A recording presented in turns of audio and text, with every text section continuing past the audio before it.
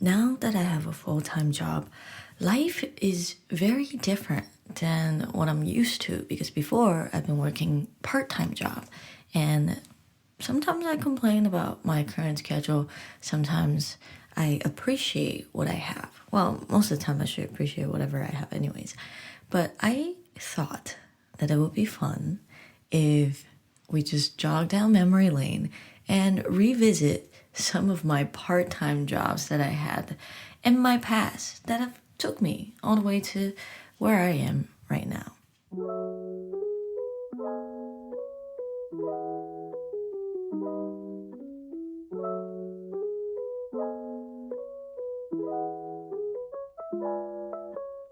I had my very first job when I was in high school. I believe I was either a junior or senior. You know what? I think I'm a senior. I was a senior that year. And I was applying for college. And the college that my parents wanted me to go to was a little bit beyond their budget, I guess, or expectation of whatever the financial situation looked like. And the college that I eventually ended up going to, they didn't quite let me apply for. So I had to wait, I want to say half a year or a few months before the application process began again so I can send in my application. They hated this college so much that they didn't even bother letting me apply, even though I would get in anyways. They said that, you know what, don't even bother applying. We don't want you to go to that college anyways. So I was like, okay. And here I am after graduating, and I have all this time in my hand, and I thought, you know what, I want to save up for college. So I applied for a few jobs around my neighborhood. I applied to, I believe, CVS. What else did I apply to? But I also applied to Best Buy. And I figure, you know what? CVS is easy to get into, right? And maybe Best Buy would not want someone who never had any job experience before. But lo and behold, I was at CVS taking a test for whatever position I applied for. I don't even remember. And that's when I got a call from Best Buy. And they were asking me, hi, we got your application. Are you still interested? And I'm sitting at CVS, right? About to take this test. And I was like, you know what? Yes, I am still very much interested. And I dipped out of CVS. Having Best Buy as my first job was probably one of the luckiest things that I've achieved in my life. Working there, I started on the operations team. And the reason why was because one, I didn't have any experience yet, but eventually later on, I was offered to move to Geek Squad. But by the time when they offer me this, I've already experienced too much human interaction. The retail world already got to me. I did not want to talk to people. So I was like, you know what? I'm gonna stay with operations team. So I work whenever people are not here, or I just minimize contact with customers since some of them can be really ridiculous at times. I started with a pretty comfortable hourly rate, and my job was very easy to do. And I continued to do so for 4 to 5 months until I started college. Then that was when I started to work less at Best Buy and started to focus on school more. But when I'm there, or maybe I should say, even though I wasn't working there as often, I could still enjoy the benefits that I had when I was a slightly more of a part-time worker. You get discounts on electronics, and Best Buy sells everything that you could think, right? Typical cell phone accessories, phones, computer, laptops, games, and stuff like that. And also Best Buy started to sell home appliances, like small appliances, or just some ridiculous thing that we don't have in the store, but it's on the website. So this discount saved me a lot of money because at the time I was very much into technology, and headphones and headphones and accessories, for especially cell phone accessory, was something that I bought very, very often because it was cheap for me. So I tend to splurge on those kind of stuff when I'm at work. It also allowed me to explore different softwares and hardwares while I'm still trying to figure out what I wanted to do with my life or what I wanted to do with my pastime. And one of my hobbies was to sing, and I was able to try out different microphones. And also because my coworkers all work at Best Buy in different departments, whenever I have some question, it's super convenient to just walk over, ask them, and they would give me the answer, and I will go about my day. It was also very exciting whenever there are new releases, because new releases are kept in the back, and we get to see it before it actually hits the floor. In fact, we're the person who puts it on the floor. And the work schedule was pretty nice, in my opinion, because we come in when the customers are not here, and then we can leave usually by noon or a little bit after noon, so that I can still have the rest of my day to do whatever I wanted to. But working at Best Buy definitely changed my attitude about retail. First and foremost, I got to experience customer service, which is kind of tricky at times, but one of the things that I never ever thought I would change my mind on was Black Friday. Black Friday is the day after Thanksgiving where the entire nation just goes into rampage, driving to stores and buying things that they don't need simply because they're on sale. And Black Friday at Best Buy might not be as hectic as at Target or Walmart, the supermarket chains, but it's still very frightening. I have lost count on how many people decided to buy a 50-inch and somehow miraculously think that their little Civic would expand to absorb the TV in its trunk so that they can drive home. I don't understand why you would decide to buy something that does not fit in your trunk, or that you know what you wanted to buy, but you did not bother measuring your trunk, or even just go down the street to Lowe's or Home Depot and rent a truck so that you can safely bring your television home. There are many people who just drive away with the trunk wide open because it would not close, or they would think that if we take it out of the box, it would shrink like 10 inches. I still remember my first Black Friday working at Best Buy. I was having an out-of-body experience because everything was so chaotic around me. It's like I'm laser focused, but at the same time I'm very nervous, and then I'm also very tired because the Black Friday shifts are different. You stay pretty late, and then the next person comes very early in the morning. So I will work from, let's say, 4? Was it 4? Was it 4 to 12? Or 4 to 1?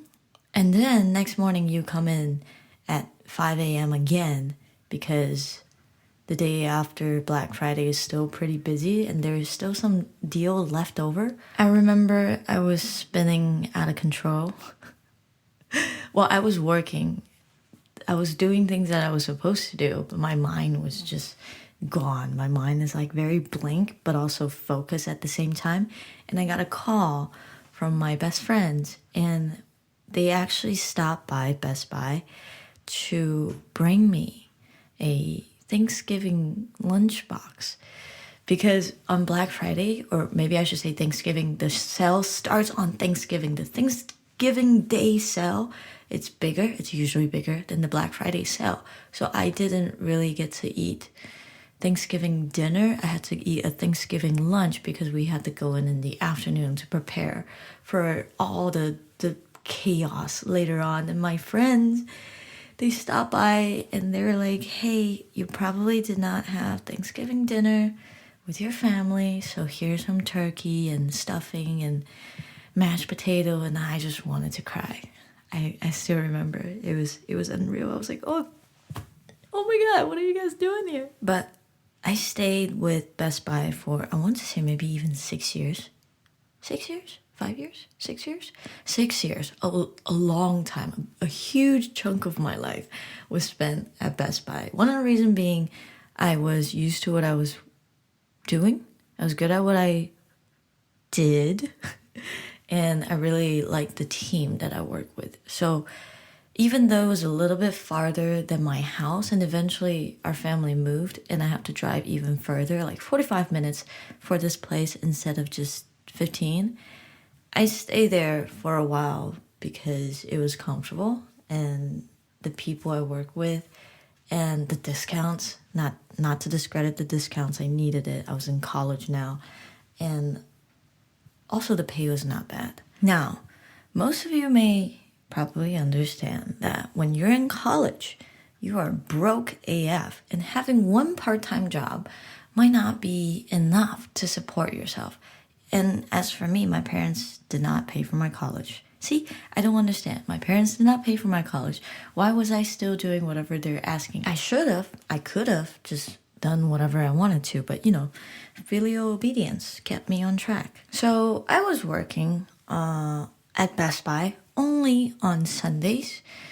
And then I was like, Saturday is free. You should probably go find another job to make more money, because before I was staying at home and just commuting to college, but then my parents decided to move to another city, so I can no longer commute, and I had to find my own apartment. Now I have this extra thing that I have to pay for, so I need an extra job to fill that hole.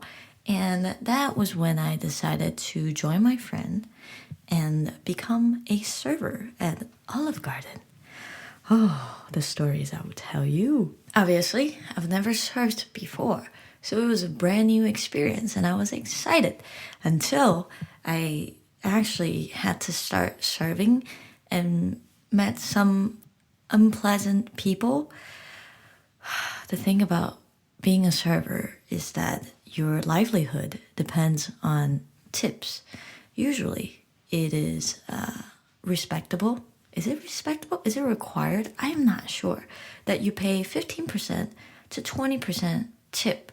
So your entire ticket, whatever 15% of it is, you should give that to your server because they've tended your table, and oversee the process, make sure your experience was personalized, make sure that it was pleasurable. Now, by all means, if you had a terrible server, don't give them tips, right? But if I've given you a pretty okay service, usually 15% is what is expected. However, sometimes you just get 0% because I understand the concept of tipping may not be the same to everyone, or especially people from another country, since tipping is very American. Is it American? I'm not sure if you tip in other countries, but where I was from, we did not tip. But also, the servers probably had hourly rate. At Olive Garden, your hourly rate is between $2 to $3, and then everything else is from tips. That's why we are so stressed about giving you a good experience, making those personal connections, so that at the end of the day, when we close that tab, we get at least 15% of tips. We're not expecting a lot, but just the bare minimum to be a decent customer, And the only benefit I could think of at the moment is breadsticks, because we make unlimited breadsticks at the end of the night. Usually there's a lot left over, and then we were just gonna dump it. So at being the carb monster that I am, I would take some home and eat it the next day. And also, I think there's some discounts on meals, but at the end of the night when you're super tired, I'm not even hungry. I just want to go home and sleep off my frustrations. And that is why I was only able to do Olive Garden for a year before it became more stressful for me to work there, because I'm always worried about if I don't make enough tips tonight, I will not be able to meet rent. But business was slowly going down at that restaurant. I don't know what was the deal, maybe because, season change or people moved, but the demographic is kind of tricky. So most of the time, you might not walk away with decent tips. So after weighing my options, I should not be spending more energy at this place when this place should have been a stress relief for me. I decided to quit Olive Garden for good. After I quit Olive Garden, I still have Best Buy. Best Buy is that one homie that you have who is there no matter what, and that was it. But Best Buy alone was not enough because I did not have enough time to work there. If I worked more hours there, I would have made decent money. But I'm a student. Remember, I have to study, I have to go to class. So I thought, well, let's see if we can find another job, because you need another job to pay rent. You need a job to pay rent, pay gas, everything else. And luckily, there was a position open at the library copier service on campus. So that was a sweet deal because I don't have to travel far, and the work environment was incredibly chill. Incredibly chill. And also, Taro worked there as well. So on some days, we could work there together. A day of my life, a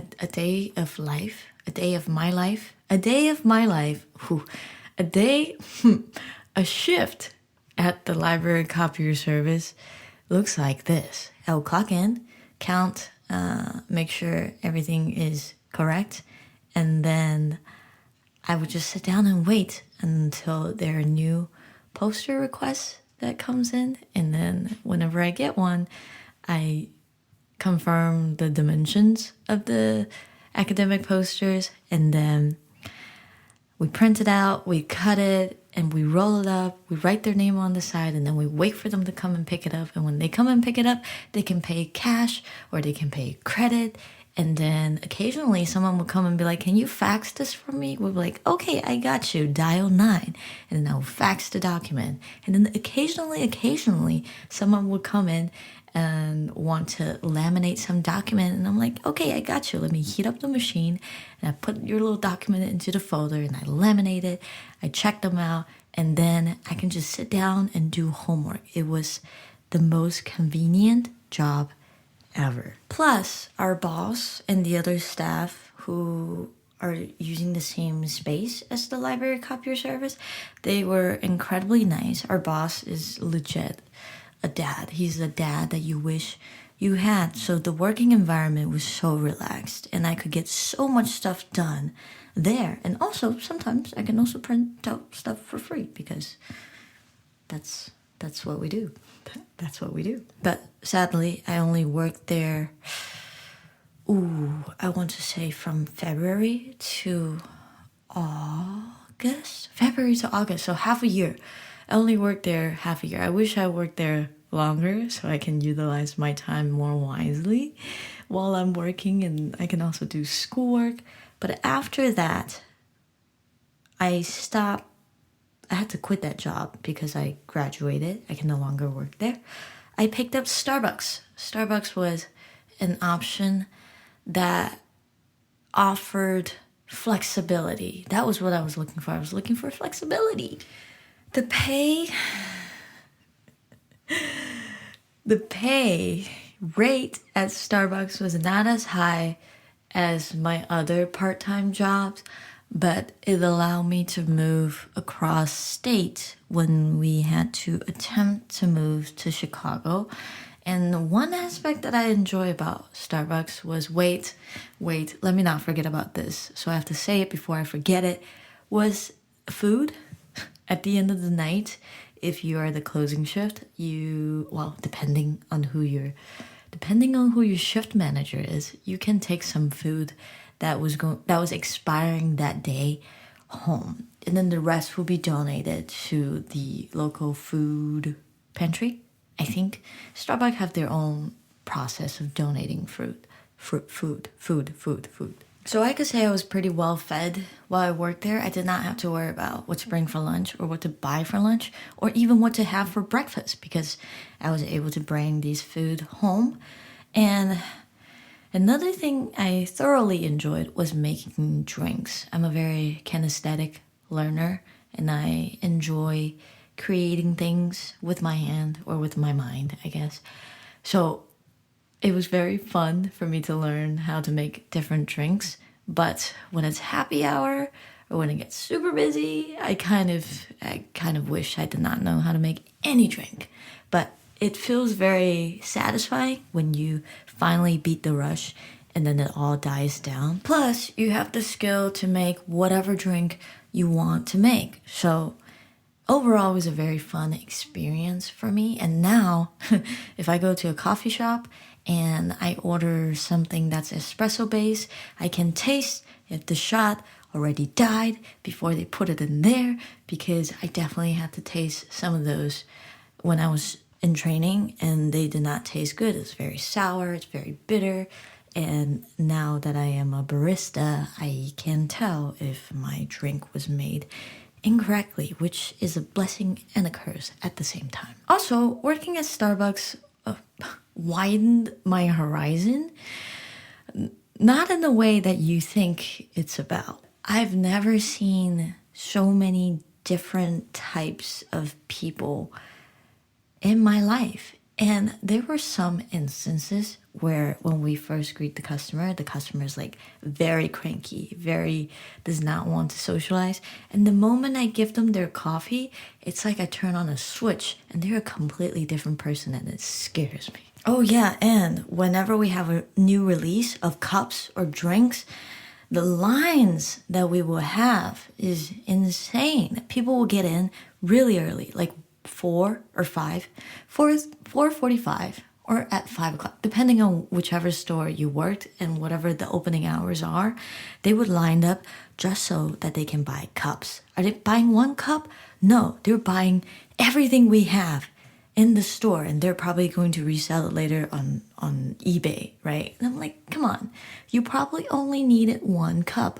Why can't we have some decency and leave some cup for other people who are not able to wake up at 4, who has other duties like taking my kids to school? I was supposed to say to work. And, why are we like this, America? Especially this year, I haven't worked at Starbucks for long, so only a couple of months. And I was there when the holiday drinks were released. And along with the holiday drinks, we also give you a holiday cup, a special plastic reusable cup if you purchase a holiday drink on the Starbucks app. And the amount of traffic that we generated at our store for a small $2, are they $2? $3? $3 plastic cup was insane. We had orders on orders on orders like the freaking double-decker bus. And it was so busy. It was so insanely busy. And we had to yell out orders. My throat was so dry, so far gone. I just could not wait to clock out that day. But I think I had to stay a little bit longer because just to help out, since it was a rush that had never died. Usually in the morning, you have that 7 a.m. rush, right? 7 a.m., 8 a.m., 9 a.m., and at 10 o'clock, it kind of dies.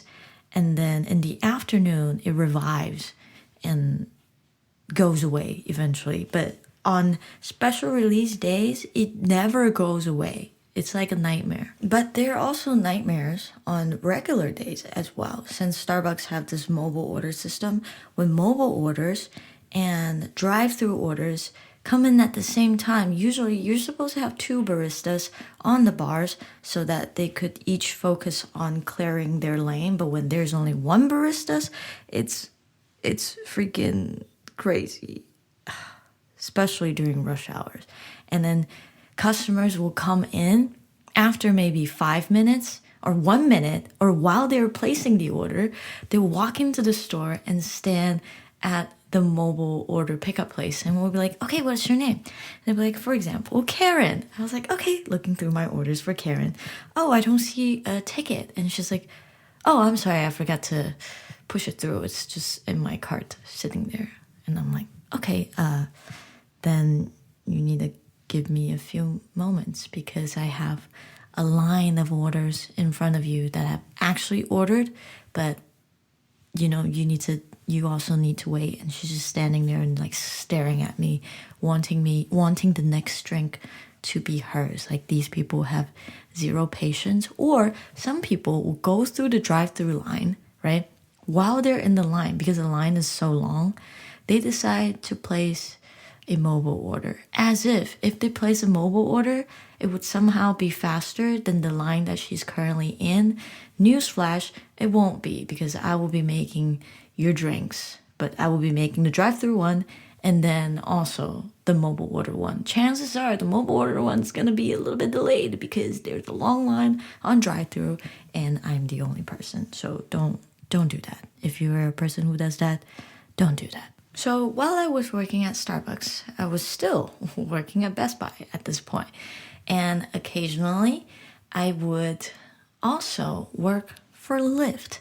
I wouldn't really consider Lyft as a part-time job because there were no commitments. I can just turn on Lyft driver whenever I want to, whenever I'm on my way home and I have some time. And I thought, you know what? If someone needs a lift, I will give them a lift so I can get some small cash on the side where I can buy some things that I want to buy but aren't really necessities.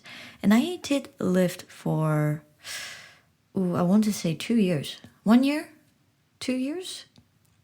I started doing it when I was still in college for the extra cash that I needed because I was no longer working at Olive Garden, but I still had to pay rent. And also after I graduated, for the same exact reason, to pay rent and also for whatever I wanted to buy if I wanted to buy it and it wasn't really a necessity. I had some good connections and I also had some really awkward connections, but luckily it was not a real part-time job, so I didn't really have to put myself through that if I did not want to. But thankfully, I don't have to think about that anymore because I work at none of the part-time jobs that I've mentioned to this point. I am currently working with a full-time job in another country, but I am very thankful for all the experience, all the connections that I've garnered while I was working at those positions. It taught me many things, and I am very grateful that my eyes were opened by a variety of people that I've met while I'm at work, good or bad. At least I had my encounters in a safe environment. I would prefer that over other situations. I remember when I was young, I used to envy my dad's resume because he worked at many different jobs before, and I thought, you know what, this man can get a job anywhere he wants. And secretly, I wanted to be like him too. I wanted to be skillful in different areas. And I wouldn't say that I've matched his records, but I was pretty surprised by the variety of jobs that I had in the past. There is a certain level of comfortness that is alarming to me. I don't want to be too comfortable at one place. I still want to push myself to progress in some way. But I'm happy that I got to work at all of those places and they were kind enough to offer me a job. So if you're looking to, just experience life, pick up a part-time job. You will learn things that you probably did not expect to learn. And also it would widen your social circle, not in the sense that you have to be committed and stay socialized with them, but you get to meet different kinds of people so that eventually in a more serious situation, you would not be naive. You've already experienced that type of personality and you would know what to do when you encounter someone like them. So that was my part-time job review. Thank you for tuning in to another week of Lactose Intolerant. This is our 28th encounter in your ear hole, and I hope your experience have been pleasant so far. I hope you have a nice day, stay safe, and I will see you next week.